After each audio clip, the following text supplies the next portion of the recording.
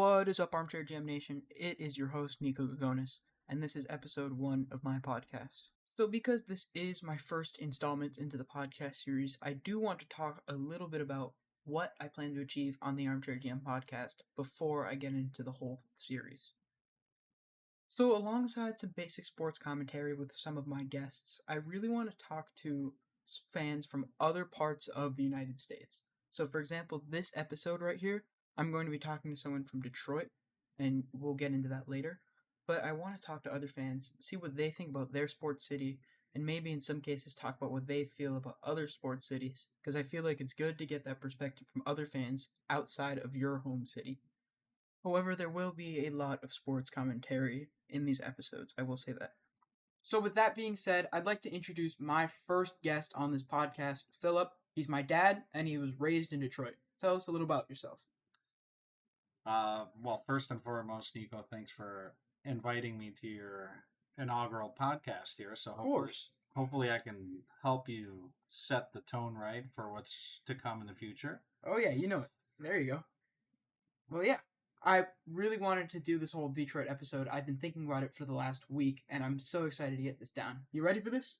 Well, I hope I can make Detroiters proud with my knowledge. Well, if there's any Detroiters watching this, we see you. So, as you guys know, I really wanted to talk to Fillip here about the rise and fall of Detroit sports. So, I'm going to open you up with, growing up as a Detroiter, how do you describe the fan base in Detroit? Like, how do you think the energy was in in the city of Detroit with all the fans and whatever when you were a kid?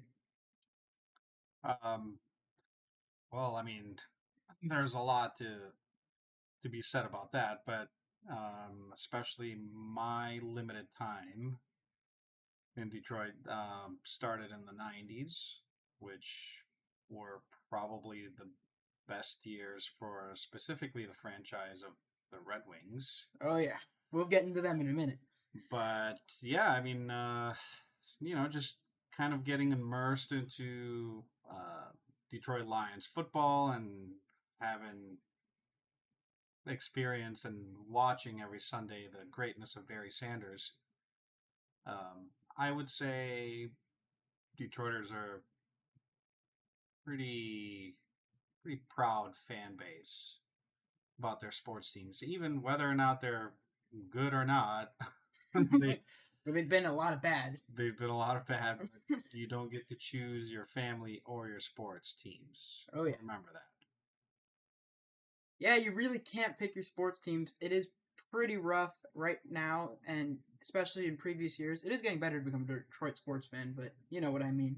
So, other than the fact that you lived in Detroit and those were your home teams, what do you think was like the most memorable moment of Detroit sports? What really was like, wow, I love watching sports. Like that really got you into that Detroit fan base that you're still into now. I mean, I would have to harken back to the Red Wings at during the 90s were pretty epic. I mean, it was the start of a dynasty. They were essentially the team to beat when it came to Stanley Cup appearances. So I would say that, and also probably Barry Sanders with the Lions. Oh yeah. So yeah, that's probably one of those. I mean, particularly the Red Wings. That was one of the. Being a teenager and watching that success probably cemented my fandom for the Red Wings forever. Yeah, if you know me personally, if you've ever heard me talk about hockey, you know I love Pavel Datsyuk, and I know you got to grow up watching Pavel Datsyuk, and if you've seen his highlights or whatever, the way he plays, it's pretty special to watch him on the ice. Yeah, he's a magician for sure. Oh yeah, I mean you saw that Brad Marchand move in the Stanley Cup. I mean it was crediting Datsyuk. I feel like he's one of the most underrated players to do it if you think about it. At the end of the day. Yeah, pretty well said. Yeah. So, I know we were just talking about the Red Wings, but I feel like they've had the most success of any Detroit Big Four team in general. I mean, as you know, I mean, all the Stanley Cups and being the original six franchise, I feel like it's only worthy to start with them. So, do you think that Datsuk was really the best Wings player you got to witness? Or do you think you have someone else in mind that you idolized as a kid? Well, I mean, before Datsu came into the scene, I mean, there were still other greats before him. Although after after Datsuk, you could make the argument he was the greatest, but um, particularly during that run in the '90s, they had the Russian Five, Oh, yeah. um, you know, captained by the one and only Steve Yzerman. Some great defensemen. Nick Lindstrom was a great you know part of that dynasty. Um, Others, you could say Holmstrom, easily McCarthy as well. You can throw him in there, but yeah, I mean The Russians. it started with the Russians, ironically, yes. I remember they were pretty against drafting those Russians back then. I mean, you know how hard it was to poach those guys from the KHL. I mean, even when you look into the 2010s when Bobrovsky was getting drafted, even they tried to struggle to poach him out of the KHL. It's whole weird, but the fact that they started a dynasty with the Russian Five is pretty cool. The Dead Wings to now. Yeah, well, I think a lot of teams ended up following suit after seeing the success that the Red Wings had with that, and you could make the argument that a lot of these other great franchises, with Pittsburgh, for example, that was in the mix. They also implemented the the Russian talent, so their hockey is definitely in their blood for sure. Oh yeah. So speaking of these dynasties that I was mentioning with the Russians, what was it like to witness like the prime '90s and early 2000s Red Wings dynasty? I mean, I'm sure you were at Joe Louis plenty, and I mean, what was it like at the parades? Because I know you've told me before that you've been to the Stanley Cup parades.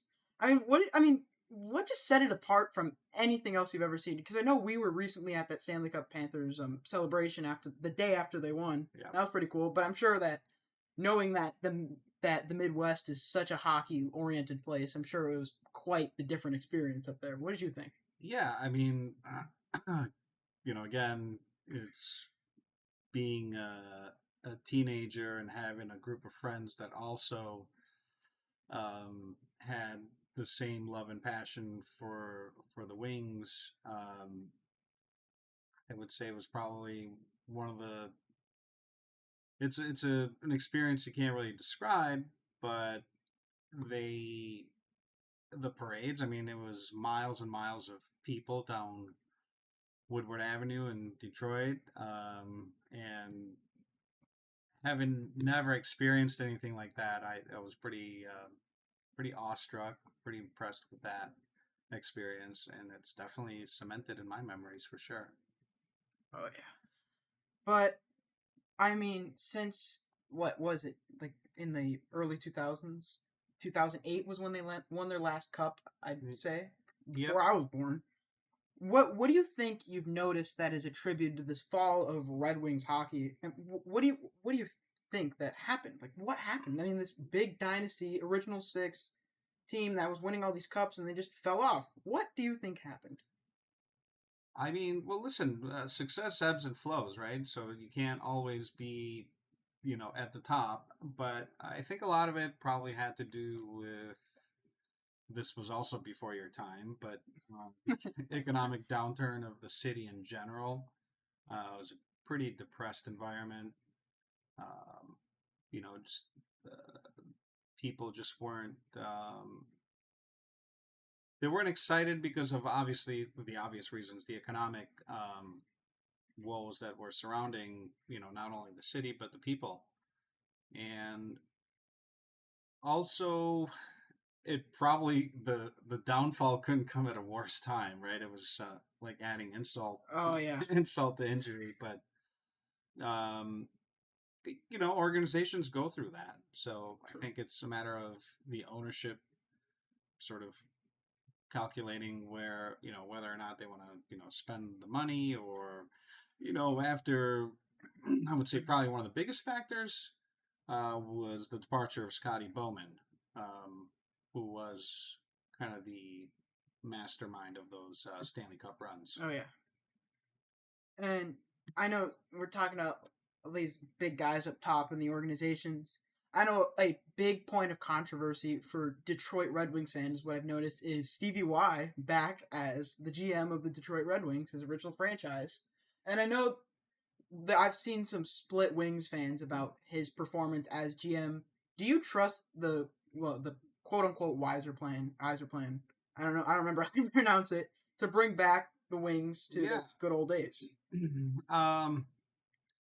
I mean, look, the Stevie Y experiment worked great in Tampa, right? Oh So yeah, I think a lot of Detroiters were looking for that same result right away. But what's overlooked, which I don't think it is overlooked, but what needs to be said is that also John Cooper, the head coach of the Lightning, is a big part of that success. So, great coach. when Stevie, came back to Detroit as the GM, he had to shuffle through a couple of rounds of coaches, right? So that in itself kind of sets obstacles and extends that timeline for the plan to really work out. So I would say that's probably a little attributed to that. And it's a different climate with salary caps and all those things that Detroit also had to, eat a lot of salary cap for players that weren't even on the team too. So that also Dead cap, yeah, that's didn't help, right? yeah. I'm as we close on the subject of the Red Wings for now. I'm hoping that they win soon. I really like Larkin and this new core. I'm excited about them. I think that I trust Stevie Y, even not as a Red Wings fan and as an observer. I think that I can trust him. I agree with you there. Well, one thing's for sure, Todd McClellan does have Stanley Cup under his belt as an assistant coach with the Red Wings. So There you go. with him having a full year, maybe that'll sort of create that continuity and the gelling that really makes a team successful. Well, we'll revisit this next year. I know this one's gonna be a sore subject for you, Philip, with the rough last 21st this whole century has been for this team. But let's talk about the Pistons. Oh, Pistons. Well, listen, that was the bad boy era too, by the way, in the '90s. So you can't discount that. Unfortunately, they were up against the NBA champions of that era, and most notably Michael Jordan and the Bulls, right? Oh yeah. But they, for what they didn't have in sort of individual talent, they did have a team mentality, and they were basically the tough guys, right? That's why they call that The Bad '90s Boys. the bad boys, because they were they're kind of dirty, in your face, really push the envelope as to what was an acceptable or not acceptable foul. But um, as much as Detroiters will hate me for this one, I mean, I was more of a Bulls fan at the time, because arguably when I came to the scene, like, meaning when I moved to Detroit, and all you saw on Sundays was the big show, right? Which was the Bulls and whoever else they played. Yeah. But I will say, from a basketball standpoint, um, I've been pretty fortunate to witness these uh, sort of great eras starting like in the '90s and beyond. I mean, there was others before that, but I was yeah. I mean, I didn't really get to see the Pistons be very successful in the late '90s. 2004. But obviously, yeah, of course, that was but that was a build up, right? Yeah. But yeah, I mean, they were in the mix. They just didn't have that X factor. No. So to this day, I'm still surprised that the Lakers actually lost that series. But hey, at least I got to see one. So, getting past those great successes of the early 2000s. I feel like that since then, these last 20 years, the rebuild process has been quite awful for these Pistons. Treacherous, Treacherous. for sure. Since very recently. Then they made the playoff run, which you'd have to be happy with. I mean, from what was it, 26 straight losses? Like, what was it, a year or two ago? I mean, that was pretty bad. And now they're in the playoffs, and hey, I believe. Yeah, they're. I mean, they're rebuilding. They have some young talent, key pieces that they'll have to basically build around, and um, now it's the East is very competitive, um, but because they are a young team, they've had a taste of the playoffs, so I think that in itself will only improve from here. But time will tell, because, like you said, it's been a treacherous rebuild. So the proof is still in the pudding whenever that is ready. Yeah, I mean, we know that we're the big guys now. You have like Cade Cunningham and Alstar Thompson's been was a pretty good pickup, I'd say, in 23, early first round selection. You think those are the guys? I mean, obviously they're never going to play the physical game that the bad boys did, but do you think that they have that dog in them to bring that NBA Finals back to Detroit for the first time in like over 20 years? You Um, believe? well, I mean, I'm just going to be a realist here and say that until they get big name or big, you know, big contributions from key players, um, they'll be in the mix. But I just don't know if they have enough, for that championship. They need their Brunson or their SGA or their Mitchell or their Halliburton even. Yeah, We of saw we course. saw those guys play Yeah, in their for sure. I mean, respective it's times really or that's finals. Yeah. it does. Believe it or not, I mean, I think that you absolutely have to have that in today's NBA, right? I mean, yeah, when you think of these final contending teams, like I remember the ones that I remember best are, let's go back to the Nuggets, and Jokic was the headline that Nuggets winning team. Yeah, I mean, he had Murray as well, Yeah. which just the two of them were good for 60 Yeah. or 70 points, right? Yeah. I mean, So they need that from the Pistons, I feel like. It's definitely fair analysis of yeah, what's no, looking. they definitely need to make a kind of you know a big land a big name, so to speak, right? So I mean, I think with the players that they do have, adding one big name, I think would probably be a game changer for that team. But we do have to remember, Cade is pretty young. I mean, he's what? Yeah, I just looked. He's 23, and you Yep. average 26.1 in a game. I think they're really betting on him to be that big name, and then they'll have their supporting crew. And I think that's a fair bet to make on Cade Cunningham. Yeah, I mean, you could see him as a Jalen Brunson, right? I mean, Brunson, took some time to get to where to the role that he is now, right? Yeah. To the player that he is now. But I could definitely see that happening. But yeah, with it's going to require again an active organization that's really looking to bring that Key issue. championship trophy back, because that you have a lot of great players and spread out throughout the league, and it seems like the money concentrates all the good players. So Do you think that? Um, I mean, obviously, it's taken so long for them to finally get to where they are now, as a playoff in the mixed team. What do you think took so long? I mean, you look at some previous rebuilds in both the NBA and other leagues. I mean, it shouldn't have taken this long if you think about it. Do you think it was the organization? Do you think they just had bad luck, or what do you think it was? yeah, I mean, well, I don't know if it's necessarily bad luck, but it's a combination of coaches and managers not making the right moves, and it happens, right? And throughout the league, really any sports.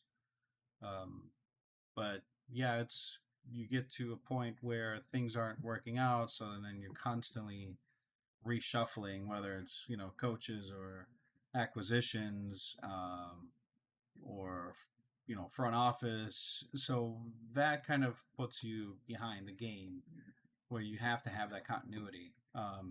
But I will say this: um, with Cade being as young as he is, you have um, a lot of these superstars. You have to remember they're all aging too, right? So I think if Detroit plays its cards right, they could be in that position where um, they have that chance or that opportunity to make a deep run in the playoffs. Before I do close this part on the Pistons and then move on to our final team, I do want to say that it does happen all the time, these long rebuilds, and they eventually do pay off. I mean, if you look at the Panthers, I mean, how many GMs did they go through before they found Zito, and how many head coaches, even with Brunette winning the President's Trophy, and then they had to go to Maurice. I mean, it happens everywhere, and I think that maybe it wasn't the FO's entire fault with the Pistons, but maybe it'll pay off. I think they're making the right moves right now, but we're about to see, right? Yeah, hopefully it'll be a continuation of last year's success. I look forward to that. Oh yeah. Well, already we look on the smile on your face. We know who we're about to talk about, but I really wanted to save this team from the last, and their story is playing out quite contrary to what anyone's expected across all of sports, and it's the Detroit Lions. And let's just say they've been making these Detroiters pretty happy recently, wouldn't you say? Yeah, I would I would definitely say for sure. Although bittersweet, obviously with that NFC Championship 2 years ago was a hard pill to swallow. Yeah. Where it was just 3 field goals away from actually going to the Super Bowl, but um, you know at this point that experiment didn't work. The aggressiveness didn't work. But I think Campbell came back uh, and really had a great opportunity. I know they fell short, but um, different, more disciplined. The second time around. But you could argue that his lack of discipline was what got him to that NFC Championship game too. So He's a weird one. yeah, well, the Dolphins had every opportunity to keep him, but they just used him as interim coach and let him go. Come on, you think that Stephen Ross organization? I forget who their GM is over there. But I've heard that they're just not a serious organization with that, and they really fumbled the bag with Dan Campbell right there. Yeah. I mean, to be fair, when they did hire him, I remember you not being very happy about it. You're like, "Oh, this loser organization's back at it again." But I mean, to be fair, that's what everyone thought. Don't come on here being, "Oh, I believe in Dan Campbell from the start." Come on. No, I will be the first to say Yeah. I can't believe the Lions made that move, but It works. it has more than paid off, right? Which it's funny because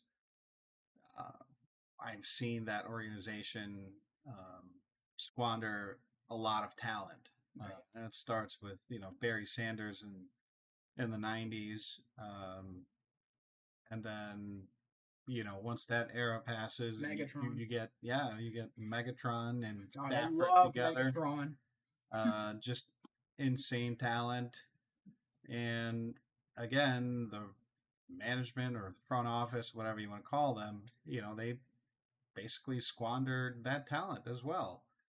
And so this was kind of this was not an experiment, or I shouldn't say experiment, but that move of hiring Dan Campbell, I don't think that even the organization itself expected it to pay the dividends that it is paying. Oh yeah. And myself included. Especially if that first flop of a season that he had. Serve me my humble pie. I'll eat it. All of you other, if you're watching this and you're saying, I believe, no, you didn't. But I was going back to Barry Sanders, as you were talking about earlier. I mean, what was it like to see the Barry Sanders live on TV or even at the field or At the whatever? Silverdome at the Silverdome, time. yeah. Yeah. I know it as Ford Field, but you know it as Silverdome. Yeah. Well, Silverdome was in a different city altogether, so Yeah. it's way outside of Detroit. But yeah, that was a. I mean, it was just the Barry Sanders show, right? Every team knew that Barry was going to get the ball because Scott Mitchell was just a horrendous quarterback. that that they were one dimensional yet against all odds. I mean, the insane amount of talent that you know and that Barry Sanders had in his prime were just insane. I mean, you haven't really seen a running back like that. Actually, yeah, I don't know if there is a running back like that to this day. They made some improbable runs in the Barry Sanders era too. I know in '92 they beat my Cowboys in the wild card and went to the NFC Championship game. I mean, it didn't really come to much. I mean, if Barry Sanders is the only guy on your team, what's gonna happen? Yeah, I mean, it was easier for teams. They already knew the game plan, right? Stop Barry Sanders. Yeah. That's it. Yeah. Although I didn't get to see, I never had the opportunity to see that game, obviously, because I didn't live in Detroit until '94. So Yeah. And I guess you just got to see the downfall of guys like Scott Mitchell. yeah, well, that was I think everyone's amazement. That was well, I shouldn't say amazement, but everyone was relieved when they finally got rid of him. They've had some history of bad quarterbacking, man. I mean, if you remember from what was it before I was born, that Dan Orlovsky running into his own end zone. I remember that vividly. Yes, I remember seeing that on highlight reels. There are vividly. the Barry Sanders highlight reels, and then there are the Detroit Lions highlight reels. Oh yeah, let's call them bloopers. Yeah, there's just bloopers at that point. He runs into his own end zone. It's like, oh boy. I mean, and not as bad as the butt fumble either. Oh, the butt fumble was the Jets, wasn't it? Yeah, it was the Jets. Mr. Sanchez. I mean, I don't know. I don't know. It could go either way there. I don't know. But I mean, and really the quarterbacking situation didn't get any better until you were blessed with Matt Stafford.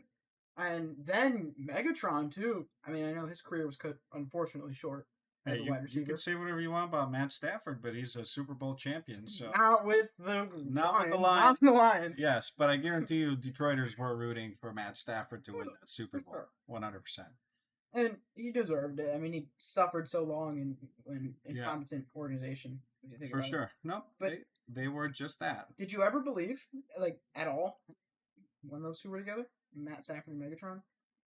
I did. I mean, there was,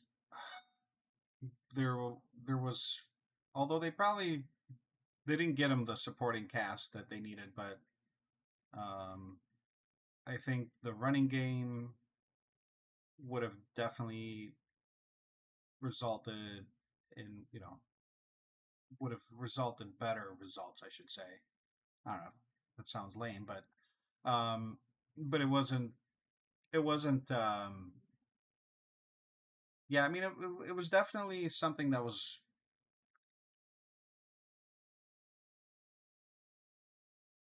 yeah, well, I mean, absolutely. I thought that they had the making of a championship team. I mean, the talent was there, but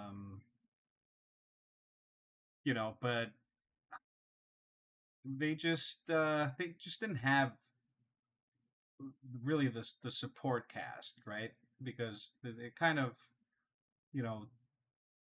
two guys on a team can only take you so far. I can only name those two guys from that decade, that era of Detroit Lions football. I can only name. I mean, meanwhile, I can probably name you like 5 guys on the. Yeah, you don't even know who the coach was. Yeah, yeah. I mean, seriously. I mean, so that's even hard to remember. I mean, I could name you like Jared Goff and Jahmyr Gibbs and those guys now, and sure. Aiden Hutchinson. Yep. And Sun God. You can't forget about Sun God. But I mean, those guys. It was just It was the Matt Stafford and Megatron show. It was it, and it was Matt Stafford throwing it as high as he could, and hoping Megatron catches it, and Megatron would be there to catch it. Yeah, I mean, it's Megatron after all. Well, do you think that this whole culture change is going to do a lot for the future of Lion sports, or do you think they're still going to fall flat? I mean, I think they have the recipe, right? So it's how you start to refine it and improve on that. Yeah. And really, that success is really tied directly to the organization itself. What the investments that they have to continue to make. They finally made a good move in some areas. Yeah, of course.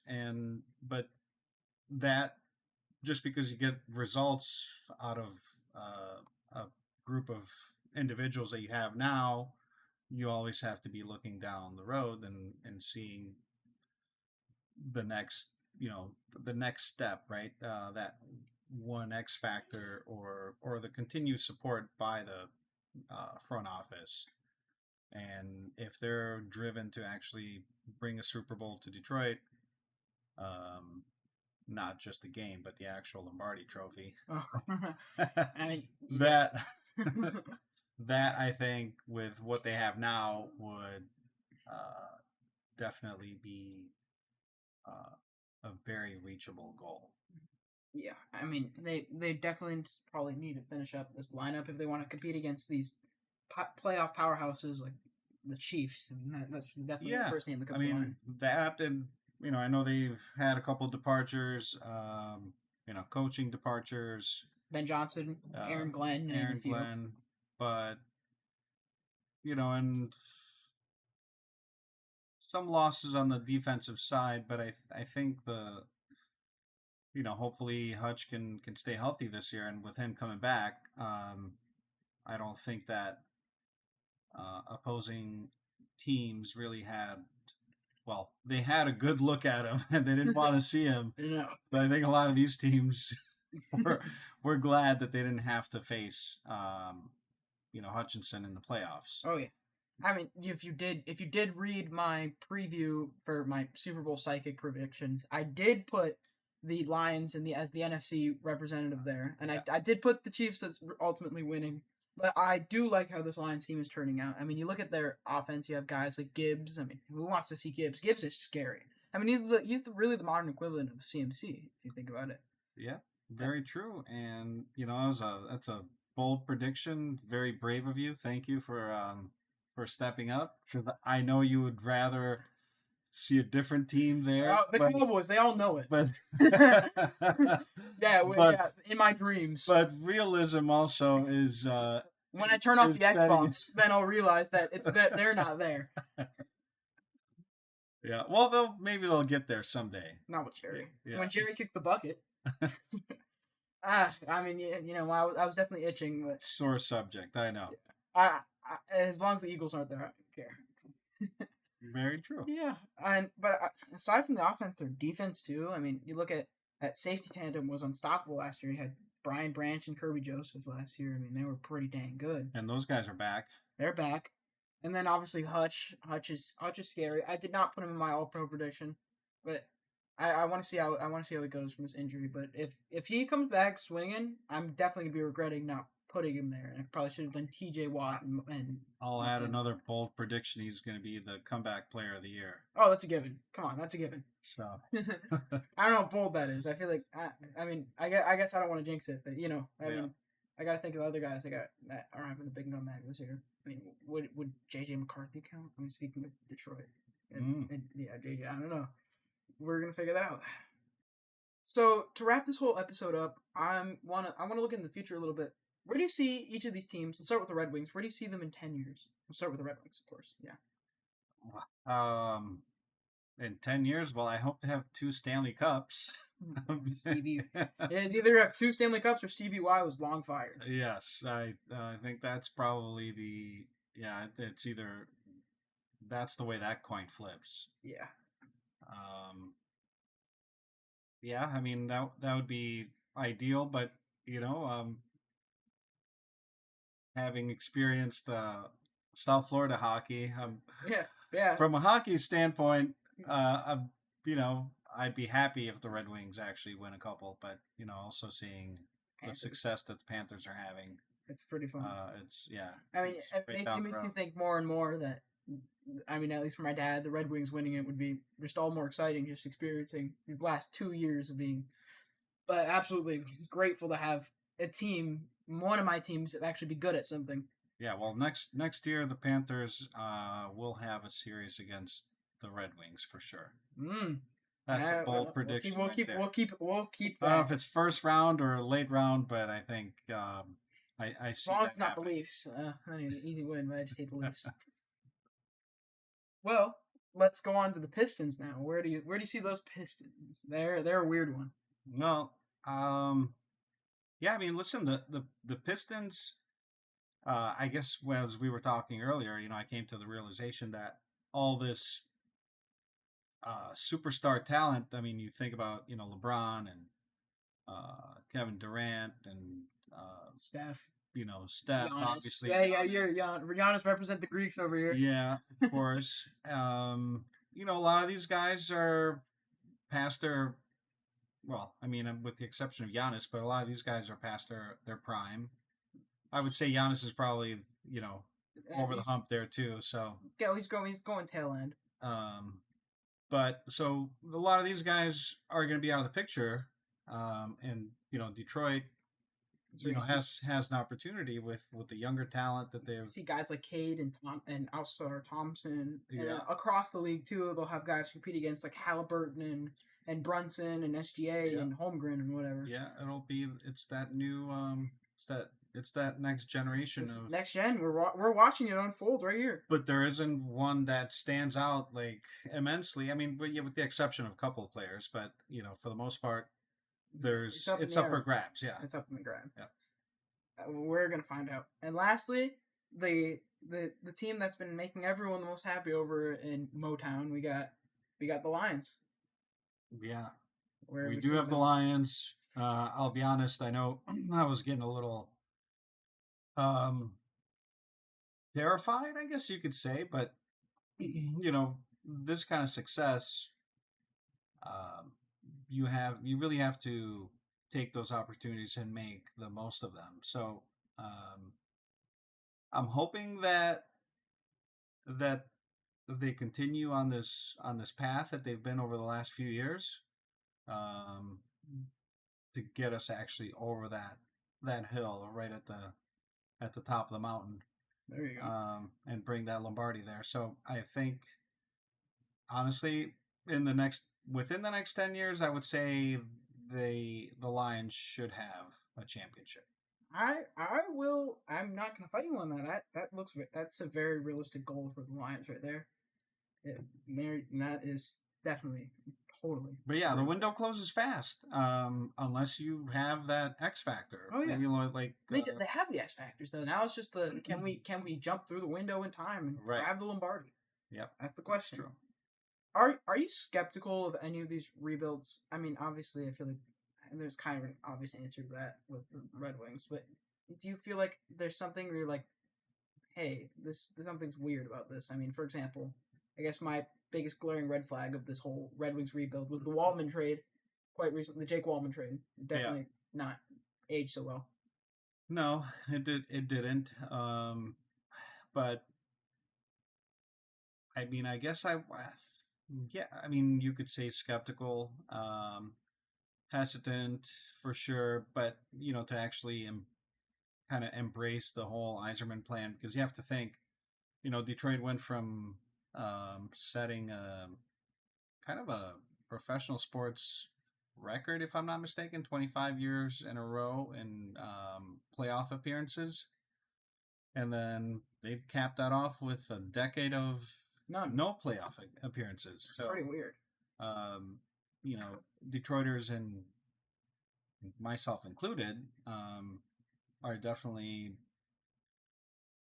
we're all itching for them to get back in the playoffs, and not by just the hair of their chin, right? Yeah. So, yeah. but something that actually can be convincingly, Like a convincing run. convincing run. Yeah, exactly. And being not just a wild card and just barely getting in there. Winning, at least getting close to winning the Atlantic. So yeah, I mean, just being top three. Top three, yeah. That's all. That's all it takes. I mean, That's really at the end of the day all that matters. Yeah, but that would certainly make this appear that the plan is actually in motion and it's going to produce results. I think next year is really make or break. If nothing comes out of next year, I feel like, I mean, especially with the team that they have now, Larkin and Sider and Lucas Raymond. I mean, those are the biggest names on that squad. I mean, really, those guys have developed, and you would think that by now we'd start to see some results from Stevie Y and not just these borderline goaltending too. Goaltend John Gibson trade, yeah. So let's see if his foot's been out of the door in Anaheim, and he's been not so motivated. So maybe now that he has a new, fresh look at hockey, maybe he'll be something good. Maybe it was a good eye by Stevie Y. We're about to figure that out. Yep. So you would say that's probably your most skeptical rebuild of Detroit? Yeah, I mean, I would say so right now because once you're down in the trenches, it can be very difficult to get out, and they've been in the trenches now for a decade.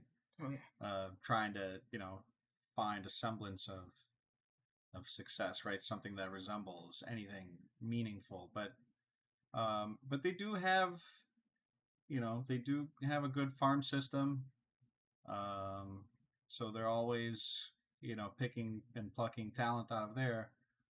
But now, hopefully, with Todd McClellan at the helm, they should have a better direction, this next year. Because I know he came in the middle of the year, also. Yeah, that's got to be disgruntled, coach. Just like, ugh. Yeah, thrown into the water. Yeah, I mean, but they did have some immediate success. They were very close to actually, making the playoffs and breaking the streak, and then just at the end there, they just fell off. Yeah. Which has been kind of indicative the last 5 years for them. Yeah.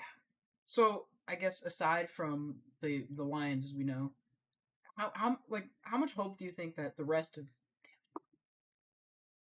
So to finish off this interview, how much hope do you think that, aside from the Lions, obviously, I mean, I know we can tell there's a lot of hope for them. Do you think that a lot of Detroit sports fans should share your sentiment? Do you think there's a lot of hope going forward for these franchises, or where do you feel that you guys should be on the hope and despair index? Is what I'd say. Well, listen, I mean, I know we haven't talked much about it, but obviously you have the Lions, right? The Pistons are kind of coming alive. But now you also have, the Tigers too. So that's kind of giving, and all these franchises, they all play in downtown Detroit. So that's constantly, it's created a different vibe. And I think, and that wheel kind of, starting that slow spin and picking up steam. If I can use that as an analogy, but yeah, but really, you think it's going somewhere? I mean, I would, as a fan, you always hope that, right? Yeah, as an outsider, you can see it. But as an outsider, absolutely. I mean, as an outsider, meaning that I don't live there anymore. I don't live and breathe the day-to-day sort of the Detroit sports teams, right? Yeah. But I think there's a lot to be admired about those teams in that city right now, and really, we're going to be hearing a lot of those names, a lot of those sports teams. Oh, yeah, in the next 10 years. In the next 10 years, I feel good about that. I know I don't write about baseball, and I'm a casual, if that, with the MLB, but shout out to the Detroit Tigers. I don't know too much about baseball, but I will tell you I've been paying attention to the ESPN standings a lot, and you can tell that they're going somewhere. I mean, I remember there being this dismal franchise. I mean, when I'd go to the casual games at Marlins Park or whatever, and I'd occasionally Yeah. talk baseball with whoever, and we'd be like, "Oh, Yeah, they're pretty bad," but they had, yeah, I mean, there was some success in the 2000s when they had Verlander. yeah, You know, Justin Verlander and, oh man, I forget. Cabrera. No, well, yeah, well, they had Cabrera as well. Cabrera played for forever. The other pitcher. Now they're gonna hate me, but he went to the Nationals after Detroit. Oh gosh, yeah. Don't But ask me. anyway, so the Tigers, maybe this. I think this is probably the most successful they've been in recent history, Yeah, and so this is a year that you could potentially see them deep in the playoffs. I wouldn't be surprised if we see them representing in the World Series this year. I mean, it's very possible. It's definitely very possible. Yeah. Well, that is all for today. All the questions I have for Fillip over here today. It was great talking to you, getting that perspective on Detroit sports, and I hope to do many more interviews just like yours that went really well. Anything else you have for the fans? Thank you, son. I appreciate you having me here. Of course, man, of course. Yeah, I really I wish you a lot of success with this podcast, and hopefully you land a big name on your show. Yeah, who knows? Maybe one day, But you know what? It's pretty good having someone in your own like living room or even your office, and you say like, "Dad, can we do some recording real quick?" It's been great having you. Yeah, it's been great. Thank you, and I'm glad that you got the whole setup ready, and we're kicking it off. Yeah, sorry we don't have the camera. I mean, I don't really have it. This is all happening in my room. I don't really have much camera setup I can do. I just have my mic boom. If you see my reels or whatever, and my mic hanging off the stand or whatever. It's like it's pretty just basic. Well, like a rebuilding team, the evolution it's coming. Is coming. So there you go. Building it. There you go. Well, that's all for this episode, and I'm so glad that you guys have joined me to listen. If any of you guys want to come on, my website is the contact page, or you can always DM me on Instagram. If anyone wants to come see and join this journey with me, I'm always open for guests. I'm always looking for guests. That's how this whole thing runs. I'm having someone to talk to. But yeah, that's it. Thank you so much. See you next time, Armchair GM Nation.